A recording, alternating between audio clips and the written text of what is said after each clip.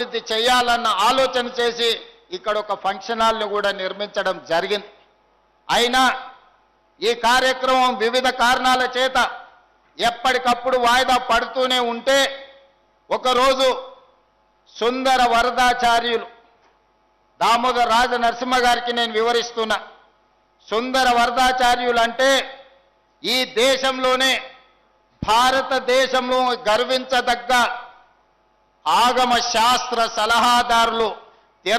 తిరుపతి దేవస్థానంలో స్వామి వారికి ఏ ముహూర్తం నిర్ణయించాలన్నా బ్రహ్మోత్సవాలను నిర్వహించాలన్నా సుందర వరదాచార్యులు గారు పెట్టిన ముహూర్తమే స్వామివారి ముహూర్తం. స్వామివారి ప్రతిరూపమే సుందర వరదాచార్యులు. అంత పేరు కీర్తి ప్రతిష్టలను మన ప్రాంతానికి కొడంగల్ నియోజకవర్గానికే కాదు తెలంగాణ ప్రజలు గర్వించే దేశంలోనే గొప్ప ఆగమ శాస్త్ర సలహాదారులు సుందర వరదాచార్యులు. వారు నన్ను ఇక్కడ వీధుల్లో రథాన్ని తిప్పడానికి లేదు, మీరు బాధ్యత తీసుకోండి అని అంటే ఆనాడు మొట్టమొదట ఆ కార్యక్రమాన్ని చేపట్టినాం. వారు ఈరోజు మన మధ్యలో లేకపోవడం తీరని లోటు. వారి లాంటి ఆగమ శాస్త్ర సలహాదారులు ఈనాడు ఈ వేదిక మీద ఈ సుముహూర్త కార్యక్రమం వారి చేతుల మీద జరిగిన ఉంటే నిజంగా దేవుడు కూడా సంతోషించి ఉండేవారు. వారి చివరి కోరికను తీర్చే అవకాశం సుందర వరదాచార్యులని శాశ్వతంగా ఈ సమాజం ఈ ప్రజలు గుర్తు పెట్టుకునే విధంగా అద్భుతంగా ఈ మందిరాన్ని తీర్చిదిద్దడమే కాకుండా నేను ప్రిన్సిపల్ సెక్రటరీ ఎండోమెంట్స్ గారికి, ఎండోమెంట్స్ కమిషనర్ గారికి, అదేవిధంగా జిల్లా కలెక్టర్లకు సూచన చేస్తున్న సుందర వరదాచార్యులు గారి పేరు ఈ ప్రాంగణంలో ఏదో ఒక విడిదికి మీరు పెద్ద ఎత్తున పెట్టాలి. శాశ్వతంగా పెద్దయ్య గారి పేరు ఈ ప్రాంతంలో వారి పేరు చాలా మందికి తెలియదు. పెద్దయ్య గారు అంటే ప్రతి ఒక్కరికి తెలుసు. పెద్దయ్య గారు పేరు శాశ్వతంగా ఈ మందిర నిర్మాణంలో కనిపించాలి. వారిని ఎప్పుడూ మనము ఈ ప్రాంతంలో గుర్తు చేసుకోవాలి. ఈరోజు ఇక్కడ జరిగే ఏ పూజా కార్యక్రమమైనా తిరుపతిలో ఏ సాంప్రదాయం ప్రకారం ఏ రకమైన సాంప్రదాయాన్ని పాటించి పూజలు జరుగుతాయో సెకండ్ తూచా తప్పకుండా ఇక్కడ కూడా అదే సాంప్రదాయాన్ని అదే రకంగా పూజలు నిర్వహిస్తూ ఆ పవిత్రతను ఇక్కడ మన పూజారులు సుందర వరదాచార్యులు గారి కుటుంబ సభ్యులు ఈరోజు ఈ కార్యక్రమాన్ని నిర్వహిస్తున్నారు. వారికి కూడా నేను మనస్ఫూర్తిగా కృతజ్ఞతలు ధన్యవాదాలు తెలియజేస్తున్నా. మిత్రులారా, ఈ కార్యక్రమం రాజకీయాలకు అతీతమైనది. ఈరోజు జెండాలు ఎజెండాలకు ఇది సంబంధించిన అంశం కాదు. ఇది మన ప్రాంతానికి మన రాష్ట్రానికి గర్వించదగిన ఒక గొప్ప అభివృద్ధి కార్యక్రమాన్ని ఈరోజు మనం ఇక్కడ చేపట్టడం జరిగింది. ఈ గుడి ఈ ప్రాంతమే కాదు కర్ణాటక మహారాష్ట్ర ప్రాంతాల నుంచి విశేషంగా భక్తులను ఆదరించడానికే కాదు ఆశీర్వదించడానికి ఒక్క గొప్ప దైవ కార్యక్రమాన్ని ఈనాడు మనము నిర్వహిస్తున్నాము. ఇది తప్పకుండా ఈ కొడంగల్ శాసనసభ నియోజకవర్గాన్ని పేరు ప్రతిష్టలను దేశ స్థాయిలో విస్తరించే విధంగా ఇది దోహదపడుతుంది అని చెప్పి నేను ఈ సందర్భంగా భావిస్తున్నాను. మిత్రులారా, 1960 సమయంలో అచ్యుతారెడ్డి గారు ఒక్కసారి ఈ ప్రాంతం నుంచి మంత్రిగా ఉన్నారు. స్వతంత్రం వచ్చినప్పటి నుంచి కొడంగల్ శాసనసభ నియోజకవర్గానికి పెద్దలు గురునాథ్ రెడ్డి గారు ఎన్నిసార్లు గెలిచినా వారిని మంత్రి పదవి వరించలేదు. ఎవరి ప్రాంతం నుంచి ఎమ్మెల్యేలైనా మంత్రులయ్యే అవకాశం రాలే, మనకు నిధులు తెచ్చే అవకాశం రాలే. ఎప్పుడు మనం ఎవరి దగ్గరకో ఒకరి దగ్గరికి వెళ్ళి అయ్యా మా నియోజకవర్గానికి నీళ్లు కావాలి, అయ్యా మా నియోజకవర్గానికి గుడి కావాలి, అయ్యా మా నియోజకవర్గానికి బడి కావాలి, మా పిల్లల చదువులకు కష్టమవుతుంది, మా వైద్యానికి ఇబ్బంది అవుతుంది అని మనం విజ్ఞప్తులు చేసిన సందర్భమే. కానీ ఏనాడు కూడా మనకు గొప్ప అవకాశం రాలే.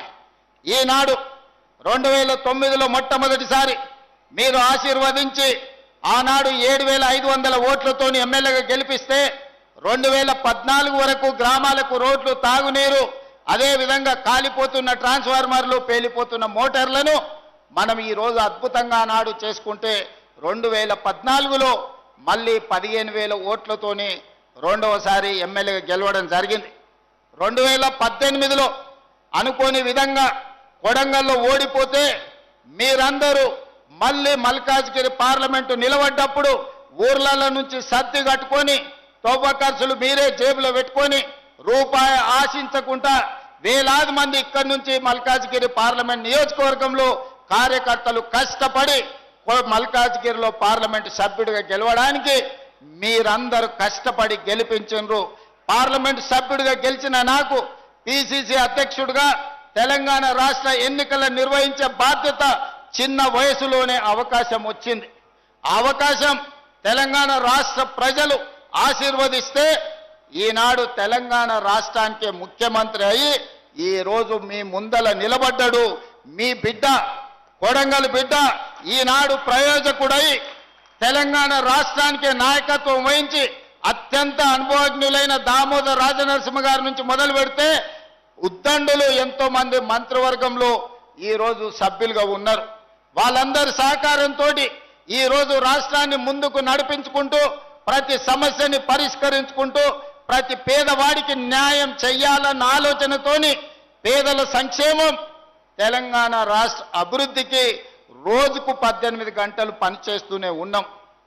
కానీ ఈనాడు ఇంకా సమస్యలు ఉన్నాయి. సాగునీరు కావచ్చు, తాగునీరు కావచ్చు, విద్య కావచ్చు, వైద్యం కావచ్చు, పేదలకు అందించే రేషన్ కార్డు కావచ్చు, ఇందిరమ్మ ఇండ్లు కావచ్చు, షాదీ ముబారక్ కావచ్చు, కళ్యాణ లక్ష్మి కావచ్చు, రైతు రుణమాఫీ కావచ్చు, రైతు భరోసా కావచ్చు, సన్న బియ్యం కావచ్చు, అదే విధంగా ఫీజు రియంబర్స్మెంట్ కావచ్చు. ఇలా చెప్పుకుంటూ వెళ్తే ప్రతి పథకాన్ని మా ఆడబిడ్డలకు అక్కడ పాలపిట్ట రంగులో ఈ రోజు చీర పండుగ పూట సారెబెట్టినట్టు పెడితే మా అక్కలు చాలా మంది ఇవాళ ఇందిరమ్మ చీరలు కట్టుకొని వచ్చిండ్రు. ఇవన్నీ కూడా పేదల సంక్షేమం కోసం, పేదల అభివృద్ధి కోసం, పేద విద్యార్థుల చదువుల కోసం, పేదల వైద్యం కోసం ఈరోజు మన ప్రభుత్వం పనిచేస్తుంది.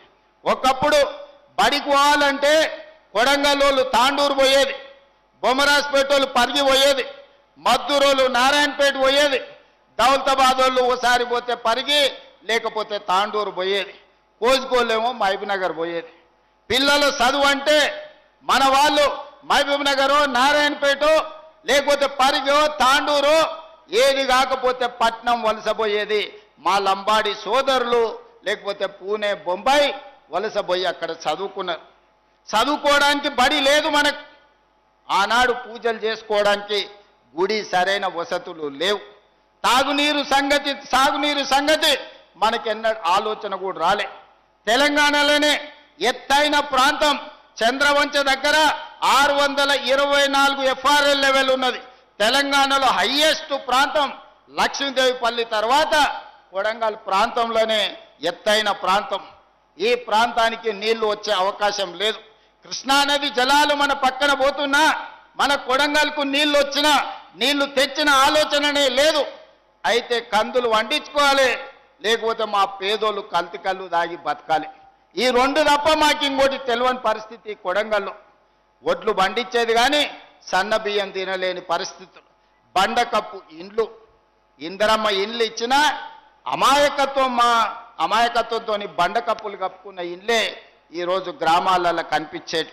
అక్కడి నుంచి ఇవాళ ఏ ఊరికి రోడ్డు పోవాలన్నా, ఏ తండాలకు మా శంకర్ నాయక్ చాలా మంది ఉన్నారు.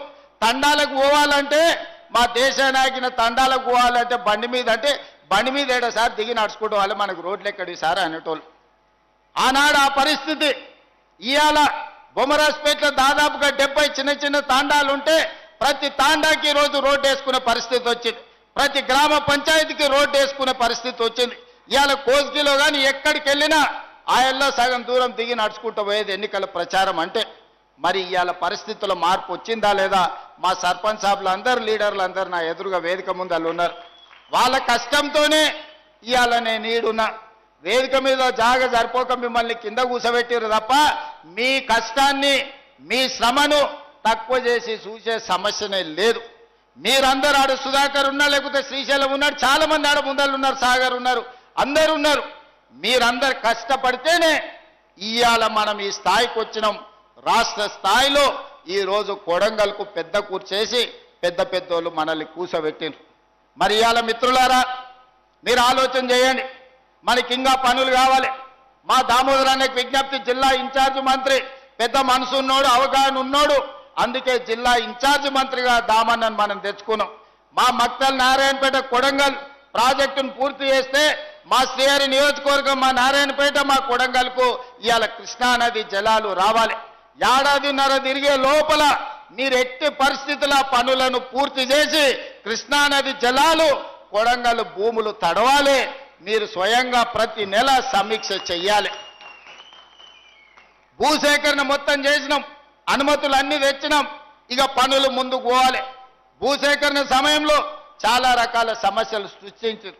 శ్రీహరికి ఒక్కటే మాట చెప్పిన, నిన్ను మంత్రిని చేసింది రాష్ట్రమంతా తిరగనికే కాదు, మక్తల్ నారాయణపేట కొడంగల్ ఎత్తిపోతల పథకం భూసేకరణ పూర్తి చేస్తేనే నువ్వు పట్నం దిక్కు రావాలి, లేకపోతే ఊర్లోనే ఉండాలి. నువ్వు మంత్రివి కాదు, నువ్వు సర్పంచ్ అనుకొని కింద కూర్చొని పేదోళ్లతోని మాట్లాడి పని చేయమంటే 15-20 రోజుల్లోనే 98% భూసేకరణకు ప్రజల్ని ఒప్పించి సంతకాలు పెట్టించి నెల తిరిగే లోపల మంత్రి శ్రీహరి గారు అక్కడ కూర్చొని, శివకుమార్ రెడ్డి అక్కడ కూర్చొని మొత్తం భూసేకరణ చేపించి ఇవాళ ఏ అడ్డంకి లేదు. నిధులు ఎప్పుడు కావాలనే సగం రాత్రైనా విడుదల చేయడానికి నేను సిద్ధంగా రెడీగా ఉన్నా. మరి ఇవాళ కృష్ణానది జలాలతోని 1.5 ఎకరాలకు మక్తల్ నారాయణపేట కొడంగల్ వరకు మా అన్ని మండలాలకు మద్దూరు, దౌలతాబాదు, కోజ్కి, కొడంగల్, బొమ్మరాజ్పేట చెరువు వరకు ఈ రోజు నీళ్లు తెచ్చుకునే అవకాశం ఉంది.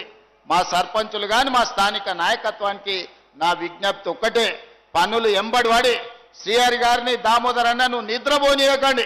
పట్నం వచ్చినప్పుడల్లా పోయి ఆ సార్లకు నమస్కారం పెట్టురు, సార్ మా కృష్ణా నీళ్ళు ఏమైనాయి, మా నీళ్ళు ఎప్పుడు వస్తాయి సార్ అని అడుగురు. గుర్తు చేయాలి. వడ్డించేటోడు మనోడైనా ఓ ముద్ద ఎక్కువ పెట్టాలంటే మనం పోయి గుర్తు చేయాలి, లేకపోతే కడుపు నిండినట్టు ఉంది పెట్టాల్సిన అవసరం లేదు అనుకుంటారు. అదేవిధంగా కృష్ణా వికారాబాదు రైల్వే లైన్ మీకందరికీ తెలిసి ఎన్నేళ్ల నుంచి రైలు సప్పుడు ఇనుడే కానీ రైలును చూసిన పాపాన బోలే. ఆనాడు రామ్మోహన్ రెడ్డి నారాయణ స్వామి మంత్రి ఉన్నప్పుడు పోయి ప్రయత్నం చేసింది. ఇవాళ పూర్తిగా మన కళ ఫలించబోతుంది. వికారాబాద్ కృష్ణా లైను 90% మంజూరైంది. ఏం వెళ్ళింది, తోక మిగిలింది.